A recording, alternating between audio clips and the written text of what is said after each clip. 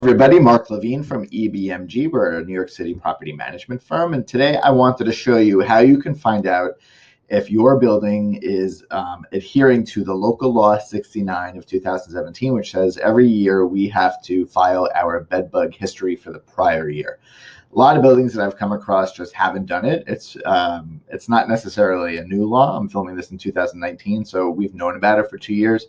But this is going to show you the process of how you can go about and look at your building, see what kind of bedbug history has been reported, and just to see if you're actually doing it. So here I have the HPD website. So we spend a lot of time on here. It's nyc.gov/HPD. That's the easy way to get to it. If you look over here, so this is the page you're going to be brought to. On the left side, you have a bedbug annual report, which is going to kick you out. So what you want to do is the way that I do this, you file a bedbug report, which doesn't mean you're necessarily going to file it, but at least you could see what was done in the past. So I'm going to click file a bedbug report, and I'm going to say start your bedbug annual report. So I'm just going to pick a building in my portfolio. Let's pick in Manhattan, 205 East 10th Street.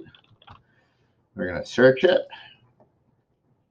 And this is the only MDR, multiple dwelling registration, with New York City that comes up for this building. So I'm going to click on that, and then I'm going to hit next.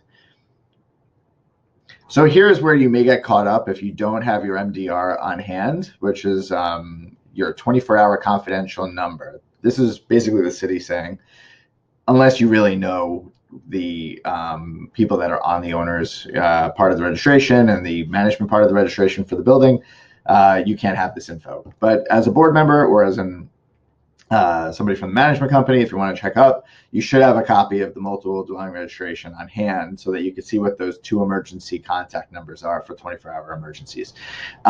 Just a slight caveat here, if you are trying to file this, but you haven't updated your multiple dwelling registration by the time that it was due back last year and you're currently not valid, this system will not allow you to do it. You have to have a valid registration. So when I look at a building that we're going to be interviewing for and I see, oh, they don't have a valid registration, my next discussion with the board is, and you also don't have a valid bedbug report. So now you're in 2 penalty situations with the city. So what I'm going to do, I'm going to pause the video for 2 seconds. I'm going to put in my 24-hour confidential number, and then you'll see what I see on the other side.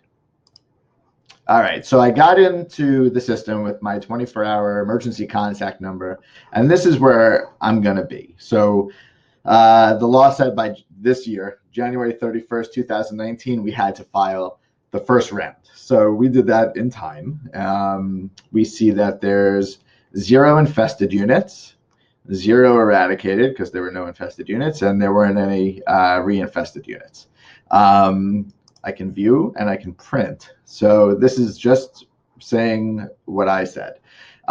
When you do actually file this, you have 2 options. You can choose an option to either post this, what you're seeing here, somewhere that is visible in the building, or you can click the option that says, for any new leases, we're going to attach this filing to that new lease. So in any transfer, any sale, sublease, this would go out there. You know, I can understand if there's a building that has infestations, may not want to advertise that, but we are needing to do that. And it's not even just that. We're also in the board or in the sales and leasing applications, we're also putting a bed bug disclosure form, which says, you know, in the past year, how many infestations are there? Where were those apartments located, on which floor, and were they taken care of? So there's a lot of information about bed bugs. So that's where we're at. So if I wanted to create a new filing for next year, this is where I would do it. I would just go create new filing and do that.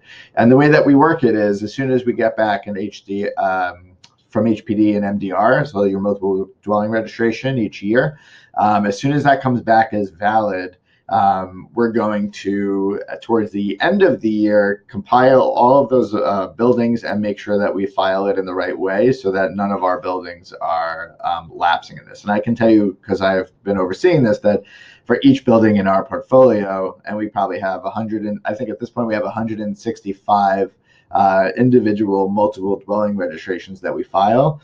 Every single one has the same filing completed and valid for the bed bugs. So we are keeping track of that. So if you want to reach out to me and ask me any questions, I'm happy to talk to anybody about anything related to property management in New York City buildings. My direct email, it's mblevine@ebmg.com.